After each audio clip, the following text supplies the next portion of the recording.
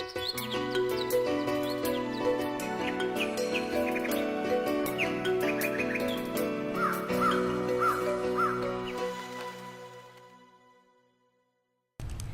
name is Astrid Dyer. I'm a Gender and Social Inclusion Advisor with the Center for International Studies and Cooperation in Nepal.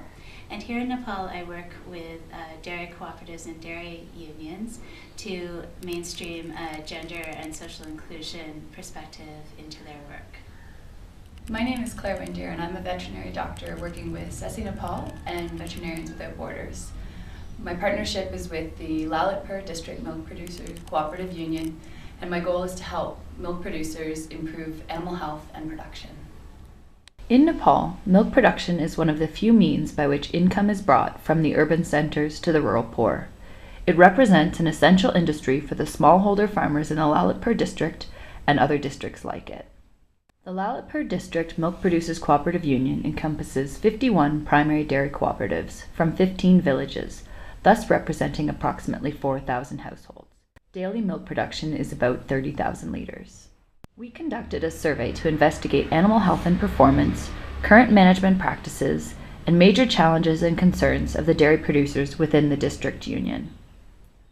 Overall, 60 to 70% of the work involving dairy animals was done by women, and only 30 to 40% by men.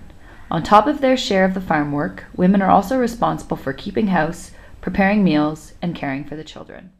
And despite the fact that women do the majority of the work pertaining to the livestock, only 15% of the dairy cooperative shareholders were female. The cooperatives allow just one shareholder per household.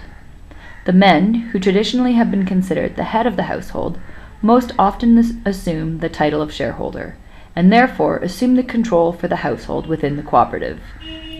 Often, this severs the connection between the dairy cooperative's activities and the women who are the individuals most involved in the production of milk.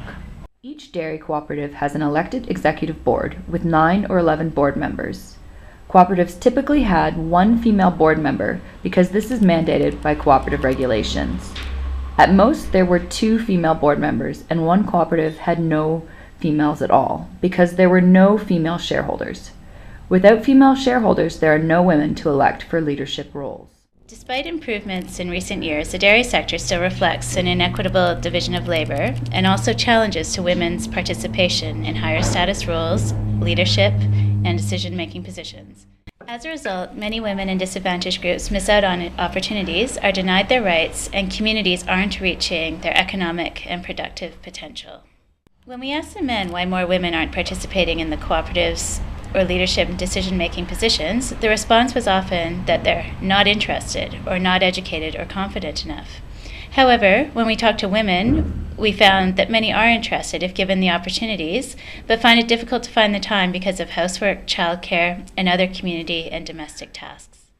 Our challenge is to work together with the dairy unions and cooperatives to promote women's participation in leadership and decision-making and value the important contribution they make to the dairy sector and animal health management.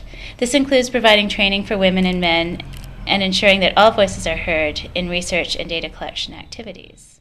We're collaborating with the dairy unions and cooperatives to promote inclusion and equitable distribution of benefits because everyone benefits from more inclusive communities and equitable social and economic empowerment.